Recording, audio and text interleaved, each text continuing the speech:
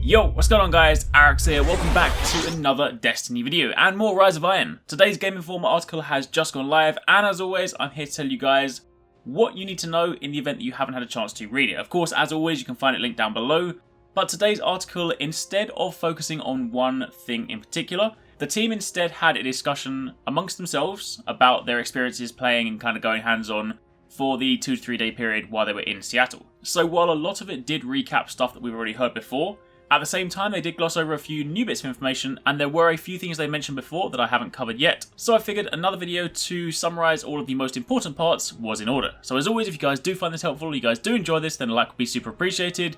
Comment down below, let me know your thoughts, but let's get started. Now, right at the top, Saladin Engrams. That's not actually what they're called, but they were saying that Lord Saladin will have these new type of Iron Engrams for sale, and they will reward you with some of the older Year 1 and Year 2 pieces of armour, which is going to be really useful because, of course, knowing that we are able to infuse Year 2 items up to Year 3 means that you can, carry across things that you might have missed, plus Year 1 class items, which are still considered armour pieces, are also going to be viable in Year 3 as well. So I would imagine, while I don't know this for sure, but I would imagine these engrams could well be a source of some of those missing class items. So if there was, say, a really cool hunter cape that you can no longer buy and you missed it, this may well be a place to get them. Which once again lends itself nicely to this kind of idea of letting people have a lot more control over the way they play the game and the way they look in Year 3. And speaking of controlling how you look, that actually segues quite nicely into Year 1 Iron Banner class items. Shiro 4, who is Cade's buddy, we saw him, he is a vendor in Felwinter Peak. He gives you bounties to go into the Plaguelands, but he also sells some class items, and from what Game Informer saw during their hands-on time, it seemed like he was selling Year 1 Iron Banner class items, and examples of that being Hunter's Mantle of Perun, Titan's Jolder Iron Sash, the Warlock's Felwinter Iron Bond, etc. So again, if there were any Iron Banner Year 1 items that perhaps you missed first time around, maybe you weren't really into Iron Banner at the time, but now with the whole Iron Lord hype you kind of want to get back on it, then this might also be a chance to pick up some things that you missed. Which again is also great news for anyone that's maybe new to Destiny, might have just completely missed Year 1, this of course gives you some brand new things to go after. Then, moving on from there, speaking about Radiant Treasures. Now, I have spoke about these in passing before, but Radiant Treasures are effectively Rise of Iron's equivalent to Sterling Treasures. There will be a number that you can earn per week through in-game means, but you will also be able to buy these from Eververse, and these will give you, among other items, the ornaments that you need to customize your exotic weapons. They have no power implications whatsoever, so it's not buying power. It's literally customization, visual customization that you can apply to your exotic weapons and to select legendary armor pieces to change the geometry, change the way they look, change the color scheme. And again, while we know that already, one of the things they did say during this article was that they're not entirely sure, for example on the exotic weapon front, quite how many weapons will have ornament slots. But what they did say is that the examples they saw were Zalo Supercell, Invective, Telesto, Mina Multitool and the Kvozdov. So they're assuming there's going to be more, obviously. But the interesting thing about that is that's a nice mix of exotics. It's not just, say, Year 3, because of course that's Kvozdov. It's not just Year 2, because that would be like Zalo and Telesto. You're going all the way back to Mida, so I would imagine it would probably be a safe bet to say that anything you can use in Year 3 that is exotic, there will probably, more than likely, be some sort of ornament slot for it. Either way, that's the list we currently have, but again, I'm sure we'll find out more about that in time. Moving over to new emotes and Eververse, they also said that they're going to be introducing new emotes, which is kind of a given. These always come around with every expansion or every kind of special event or season and whatnot, so it was kind of a given that was going to happen. But on top of that, they did say, quote unquote, Eververse has another cool little feature. New artifacts for your Guardian that seem pretty clearly targeted to folks making in-game movies. The one I saw, the Golden Age lens, let you equip the artifact and change the camera filter for your in-game view, and it added a sepia tint.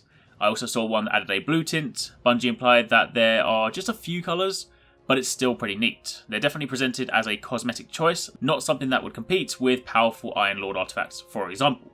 And if these are geared towards, say, people that like to make videos, then I can expect some really, really interesting things we're going to get from this. Like, there'll definitely be people running through raids with the sepia tint on, or like a blue tint, and doing, challenge mode runs or Trials of Osiris runs with crazy, funny camera filters, and obviously funny costumes and whatnot, but still, that's really cool. Again, nothing to do with power or anything like that. It is literally, if you want to grab these random things and have some fun with them, then that is an option. Moving on from there, speaking a little bit more about these new Hidden Fragments. I mentioned them in a video in passing. These are effectively Rise of Iron's equivalent to calcified fragments. And while there aren't quite as many this time around, we did kind of speculate before that they are more than likely tied to an exotic weapon in the same way that they were last time, linked to, say, Touch of Malice. However, they did say in today's Game Informer article that some of them are tied to the exotic Yellowhorn quest. Not all of them, so it might well be kind of like with Touch of Malice. There were milestones, collect, what was it, like 20 fragments, 40 fragments, 50 fragments. So it could well be that, for your Iron Yellowhorn quest, you have to go and collect 5. But then if you go and collect, say, 20 or whatever it is, then it leads you to something much greater. Either way, it's interesting to kind of see the link between those two, and plus they spoke a little bit more about the actual Iron Yellowhorn quest. They said that taking cue from the subclass quests in Taken King, a couple of the new Yellowhorn missions go to established PvP zones, so Bannerfall and Skyshock, and they present new PvE fights and they give you a little bit more context and story around the weapon. Then moving over to speak about Archon's Forge, they said that, as mentioned, it's fun, it's like kind of Court of Arekkz meets Prison of Elders. The similarity with Court of Arekkz lies in the fact that it is located in a patrol zone, so it's located in the Plague Lands, and you'll stumble across it simply by walking to it, and of course while you're there, if other players are in the vicinity, they can also get involved.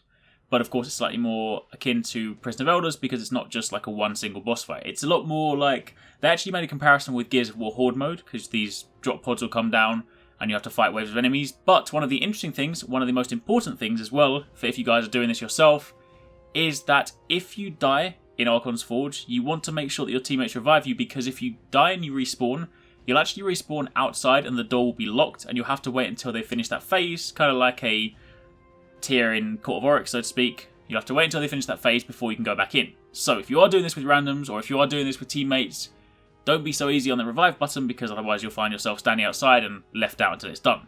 They also spoke a little bit more about their time playing Archon's Forge, and they said, quote unquote, some of those challenges got pretty hard too. We didn't make it all the way to the boss, but Bungie did say that each Archon's Forge challenge ends in a boss battle. However, if you don't kill the enemies fast enough, you can time out and not even get to the boss. It seems like you need to constantly be dealing damage, but thankfully if you manage to complete these challenges, you can earn the new Archon's Forge specific armor and weapons, and they said that this is also one of the ways to earn light capped class items. So again, another viable endgame activity. Moving over to Vault Space, I know this is a question that a lot of people have had. Quite simply, no, there are no plans at the moment, or at least the information that was shared with Game Informer do not hint at any expansions to the Vault Space. Now I appreciate a lot of people are already maxed out, and of course with the introduction of new items it would only make sense, especially now that they've left the previous generation behind. But while Game Informer were at Bungie, there was no discussion about increasing Vault Space. So whether it could still happen in the future, maybe, but as it currently stands, from the information they got, there is no plan to increase Vault Space. Speaking a little bit more about Ornaments now, I mentioned these earlier, and we've spoken about them quite a bit in the past, but one thing they haven't spoken about before is their use with Trials of Osiris gear. They said, quote unquote, those ornaments to adjust your Trials armor are going to be hard to come by. I guess they're going to be rewards for going flawless.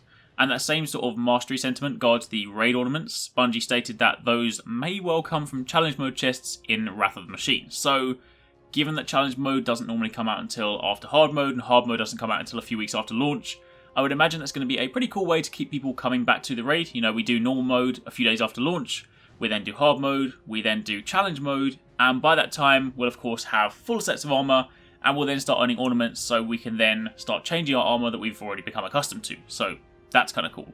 Last couple of things, skeleton keys. These were discussed a little while back. I didn't actually have a chance to make a video on it, but skeleton keys are effectively items you can get from strike playlists or from the Nightfall, and once you get them, at the end of every single strike there are chests that you can open, and these chests will guarantee the strike exclusive rewards. So for example, if you do Shadow Thief strike, you get Tanix's cloak, which I probably had to do about 120 plus times to get that bloody cloak.